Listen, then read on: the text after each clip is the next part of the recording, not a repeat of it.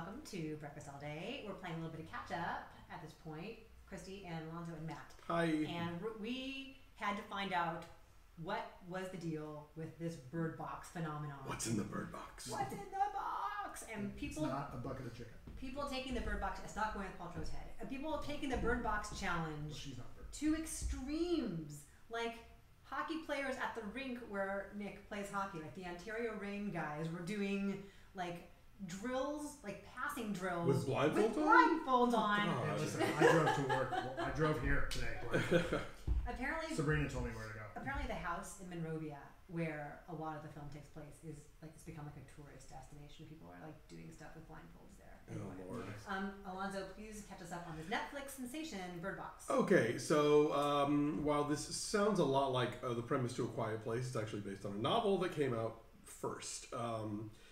There is a sudden rash of unexplained suicides taking place in Russia and other places. Meanwhile, abstract artist Sandra Bullock is pregnant, and her sister Sarah Paulson takes her to an OB appointment. And on their way out of the hospital, whatever it is that's making people kill themselves elsewhere is doing it in the States. And Sandra Bullock manages to hide in a house with some other survivors, sort of Night of the Living Dead style, and they kind of figure out that if you look at the aliens, they make you want to, or whatever they are, they make you want to kill yourself. And so, and then, but unless you are criminally insane, unless you're already criminally psychotic, insane, in which case it kind of cures you. Yeah, well, not cures you. You're now you're on that team. Exactly. Is that the case? Yes. Really? Yes. All right. And this is all intercut with 5 years after the beginning of the incident, where Bullock and a boy and girl, who she calls boy and girl, are traveling downriver in the hopes of finding sanctuary. Through flashbacks, Cormac McCarthy. Exactly. Through flashbacks, we find out how they got there and where they're going and what it's all about. And I didn't hate this. It's too long, and it's directed by Susanne Bier, who I generally don't care for as a filmmaker. Yeah, so she did like Things We Lost in the Fire. Yeah, and Brothers, very and dour. Yeah, I'm usually not into her stuff, but I thought this was interesting because it's funny. There's a joke at one point. Lil Rel Howery plays a guy who works at a grocery store who's writing an apocalyptic novel, and he says it's not about kids with crossbows; it's the real thing. And I sort of enjoyed seeing a post-apocalyptic film that was not a YA film. That was sort of a refreshing difference. That look, adults are dealing with this stuff. And you know, I think Sandra Bullock's really good. The movie does have a real tension to it. I had some, like covering up my eyes moments. Yeah, it could be shorter, but beyond that, I think it's mostly effective.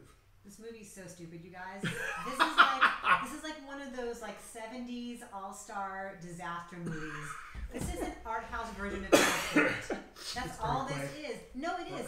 It is. It's like, oh look, there's Jackie Weaver. Oh look, there's John Malkovich. Oh look, there's Trevante Rhodes. Oh look, there's Rosa Salazar.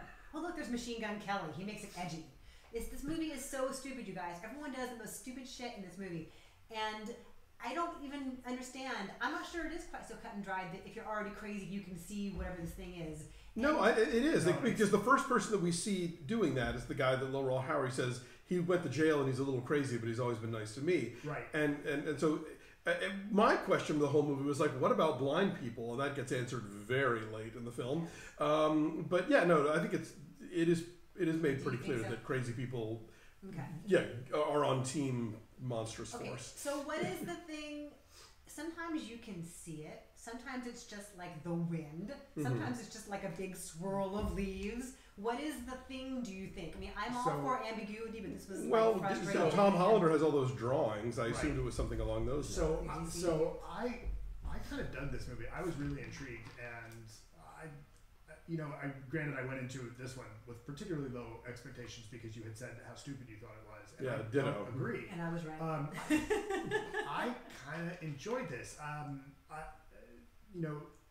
I found that there were interesting things going on with the characters. I was, you never actually get to see what these entities are. You don't know what they are. You don't know where they're from. You don't know if it's supernatural. You don't know if it's alien. You don't know. You really don't know anything. Yeah, and you don't know what it is that the people see or think about or whatever that makes them kill themselves. What I get what you get hints of with the sound design and the effects is that it's unique to each person. Yes. And so what I think, when there's drawings that come up, and I don't want to spoil what they are, it's that the drawings are all different from the guy who's seen the monsters or whatever it is and says it's beautiful, who is clearly insane. My interpretation is that it is unique to each person. It's whatever that horror is, whatever that fear or sadness or whatever that is so devastating, it makes them kill themselves. It knows what scares you. Well, like poltergeist, right? Or it knows what's gonna get to you in the end, right? And I thought that worked because it first of all, like, it gets you off the hook of having to create something that is that scary. Sure. It almost is like, it's the thing that I always thought that Lovecraft would cheat about when he would write about, like, and then they looked upon the face of Cthulhu. And words cannot describe, but it drove them all insane.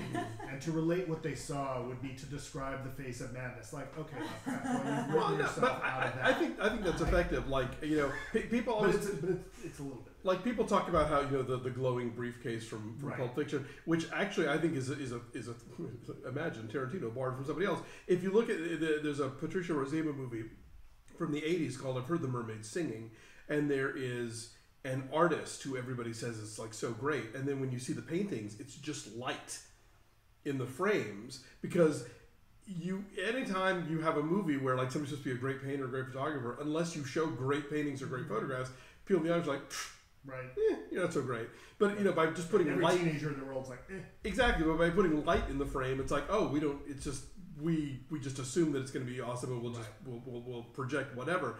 And so, how did we get here?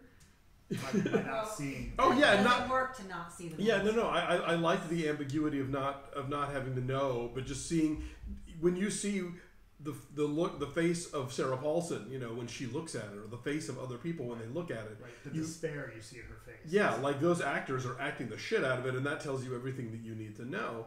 I actually found it pretty compelling and very suspenseful at times. I liked John Malkovich's performance. Oh, he's terrible in this. Oh God! Come on! Even for John Malkovich, it's really super hammy. First of all, Malkovich is often hammy. He's doing this for laughs. He's making a terrific prick here. But here's the thing: I will almost always watch Malkovich do something that he thinks is going to be fun to do, and he's clearly having a good time. And you know what? That's okay. I'd rather see him in this than another Transformers movie. Right. I like Trevante Rhodes in this. I thought he was super charming. I thought that there was an interesting chemistry with him and Sandra Bullock. Like, again, you're right. It is a little too long, and then the stuff that's happening kind of in the present, on the river trip, like the sound design of that kind of bugged me a little bit, because it's like, okay, now it's a little bit like, not quite as bad, but the way that really obnoxious sound design happens in Where is Kira, where it's like, we're now going to play all this really jarring music to really mess with you, like, to make you and I don't think they needed that.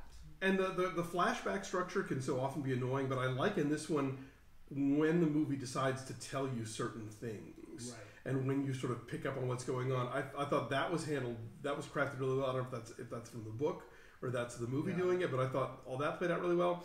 And if I can mansplain Motherhood to you, please do. I thought the whole idea of the way that Sandra Bullock was raising these kids amidst this crisis was kind of fascinating. This notion of like, is she raising them to survive or is she raising them to live, as Trevante Rhodes points out? And it's like, I can't imagine being a parent right now between the internet and school shootings and all this other stuff. Like, how do you give kids a sort of like a loving atmosphere and at the same time gird them against the shit show that is the world right now? Well, so I thought the movie was an interesting metaphor about that. And here comes my drinking word. I think that kind of the way she keeps a distance with those kids based on what we see early on, where she's like so seemingly uninterested in her pregnancy and being a mother, I think that's earned. It is earned. It has gravitas. Yeah, well, yeah. I mean, I wouldn't say that's gravitas. I just think it's earned. Yeah, she alludes to the fact that she herself was like raised by wolves, essentially. Right. Yeah. And so she doesn't really have any great parenting example for herself, and so that contributes a lot to her own ambivalence about becoming a mom, whatever. I mean, what the whole thing ends up being an allegory for is kind of simple. along those lines. Okay. What the epiphany she achieves at the end is kind of simple. I don't want to give it away, but the whole what this whole sci-fi allegory is for. Right after it's her like painting at the beginning, like tied to the painting where everybody's all like together but apart because they're all looking at their devices. But also like her connection with the kids. Yeah. Okay, so I found that to be like, oh, that's it. We're leading up to that. Like that was so basic and so simple. We should mention Eric Heiser wrote the script, who wrote Arrival as well. Oh, yeah. Okay. So this, I guess, fits into his wheelhouse in terms of big idea sci-fi allegory. No, I like some of the stuff it does, especially like I was particularly, I wouldn't say happy, but I kind of enjoyed that. At one point the one group goes out to the store for a supply run, and one of them, the Malkovich character, is like, "Why go back? We're in great shape here. Why are we going back?" Right? And I like that because I felt like that was kind of a grounded conversation that would come up, especially like with this disparate group that was really thrown together. Yeah. But then and the scene in the grocery store makes sense, but like every movie like this has a scene in the grocery store, like name a zombie movie, like The Fog, like that all. Or that's not a zombie. Or The Mist.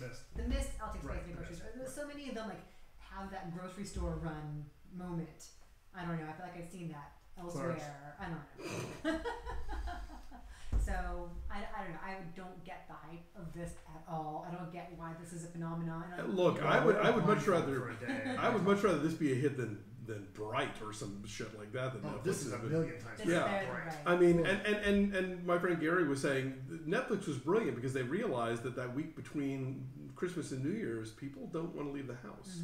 Mm-hmm. Like big movies open on Christmas and stuff, but really people would just rather stay home. And so this was a good time to sort of build this phenomenon to happen because like everybody was like, I'm not going anywhere. Sure, let's watch this thing. Let's do laundry blindfolded and see how it goes. All right. So my number's a 3. I maybe because of the hype. So I affected your expectations, Matt, because I said it was stupid. Right. My expectations were high because this thing had been like a phenomenon.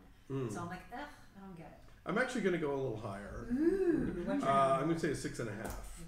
Yeah. What does that mean? So it's a 5.7 total. Matt's a 7.5. 7.5. I like so this. 3 for me, 6.5 for Alonso, 7.5 for Matt.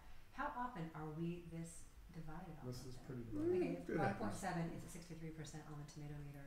But part of it also, I think, for me, is that the ROI on this is relatively easy to achieve. You don't have to go out. Like you can stay home and watch it. Right. Like it's easier than like getting up and going out to the theater. Like that's the difference with say A Dog's Way Home is like if you can watch A Dog's Way Home at home, like you might have a better story. Have you guys watched Bandersnatch yet? I have not. No. Oh, we have to talk about that sometime. I don't have time. How do you find time to watch all these things? I have a TV podcast. Maybe we'll do it next week. All right. Thank you for watching / listening. Be fast all day at Twitter, Instagram, and Facebook. Thanks. Bye.